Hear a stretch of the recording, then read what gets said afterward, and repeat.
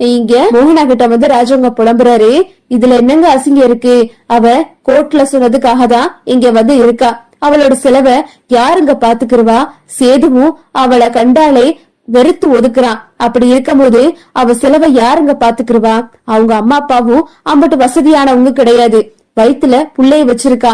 அது போக மெடிக்கல் காலேஜ்ல படிச்சுக்கிட்டு இருக்கா. அவளுக்கு தேவையானத அவதானங்க பாத்துக்கிறணும் அப்படின்னு சொல்லிட்டு இங்க மோகனா சொல்லவும், அதுவும் சரிதான் மோகனா, ஆனா இந்த வேலை பாக்குறதுக்கு வேற ஏதாவது வேலை பாக்கலாம்ல. ஒரு ஹோட்டல்ல வந்து எச்சியில எடுக்கும்போது ஒரு அமைச்சரோட மருமக இப்படி எச்சியில எடுத்துக்கிட்டு இருக்கா அப்படின்னு தானே சொல்லுவாங்க அப்படின்னு மோகனா கிட்ட ராஜவங்க சொல்றாரு. என்னங்க பண்றது, வேலையில எந்த வேலையும் தப்பு இல்லைங்க அப்படின்னு சொல்லிட்டு இங்க மோகனா வந்து சொல்றாங்க. ராஜவங்க அதே யோசிச்சுட்டு படுத்துறாரு. அப்புறம் பார்த்தா மறுநாள் ஆகிருது. இங்க தமிழுக்காக மலர் எல்லா வேலையும் ஊடமாட பாக்குறாங்க.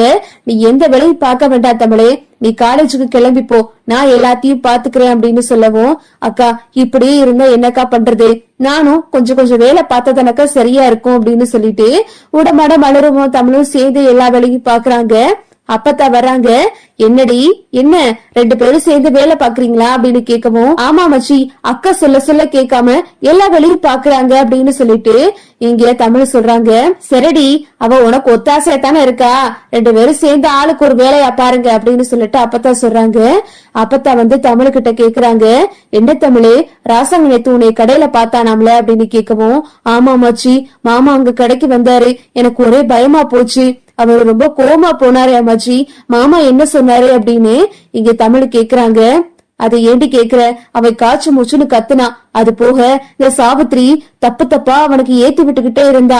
நான் தான் இதெல்லாம் தப்பு ராசாங்கம், அவ பொம்பளை பிள்ளை இருந்தாலும் வேலை வெட்டிக்கு போய் தன்னையும் தன்னோட படிப்பையும் பாத்துக்கிறா அப்படின்னு சொல்லிட்டு நான் சொன்னேன் அப்படின்னு அப்பதான் சொல்லவும், சரிடி, இதுக்கு மேல என்ன வந்தாலும் நான் பாத்துக்கிறேன், நீ கிளம்பி போ அப்படின்னு சொல்லிட்டு அப்பத்தா சொல்றாங்க.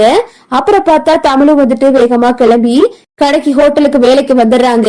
தமிழ் உள்ள போகவும் கடை உணர் வந்து, வாமா ஓ மாமனார் என்னமா சொன்னாரு அப்படின்னு கேட்கவும், மாமா ஒன்னும் சொல்லலனே, வீட்டுல உள்ளவங்க எல்லாம் ஏதோ பேசி சமாளிச்சிருக்காங்க, அன்னைக்கு வந்தாங்களே அந்த பாட்டி, அவங்க எனக்காக தான் கொஞ்சம் நல்லா பேசிருக்காங்கன்னு நினைக்கிறேன் அப்படின்னு சொல்லிட்டு இங்க தமிழ் சொல்லிக்கிட்டு இருக்காங்க.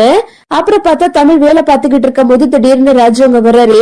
ராஜாங்கத்தை பார்த்ததுமே அங்க கடை உணர்வு வந்து, ஐயா வாங்கய்யா, என்னையா திரும்பவும் இந்த பக்கம் வந்திருக்கீங்க, எதுவும் வேலையா, எதுவும் சாப்பிடுறீங்களாயா அப்படின்னு சொல்லிட்டு அந்த கடை உணர்வு பரபரன்னு பறக்குறாரு. எனக்கு ஒரு டீ மட்டும் போட்டு கொடுங்க அப்படின்னு சொல்லிட்டு ராஜாங்க உட்கார்ந்து டீ குடிக்க உட்கார்றாரு.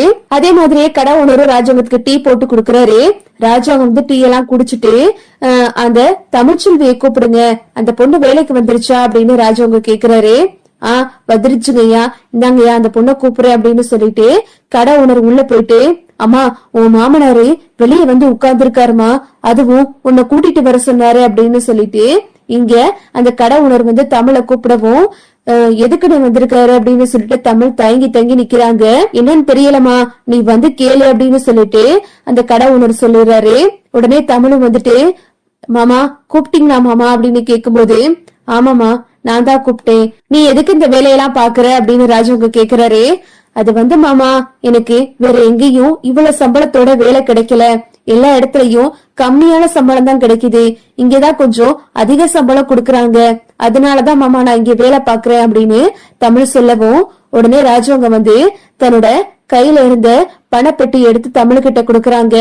இந்தமா நீ புடி, இந்த பணத்தை வச்சு உன்னோட குழந்தையையும் உன்னோட படிப்பு செலவையும் நீ பாத்துக்க, வெளியே வேலைக்கெல்லாம் போக வேணாம், நீ வெளியே வேலைக்கு போனா அது எனக்கு பெரிய அவமானம் ஆயிருமா அப்படின்னு சொல்லிட்டு இங்க வந்து ராஜாங்க வந்து தமிழ்கிட்ட சொல்லவும், மாமா எனக்கு இந்த பணம் வேண்டாம் மாமா, என்ன நான் பாத்துக்கிறவேன் மாமா, என் குழந்தையையும் நான் பாத்துக்கிறவேன், இவ்வளவு தூரம் எனக்காக வந்து இந்த பணத்தை கொடுக்கணும்னு நினைச்சுங்களே, அதுவே பெரிய விஷயம் மாமா அப்படின்னு தமிழ் சொல்றாங்க.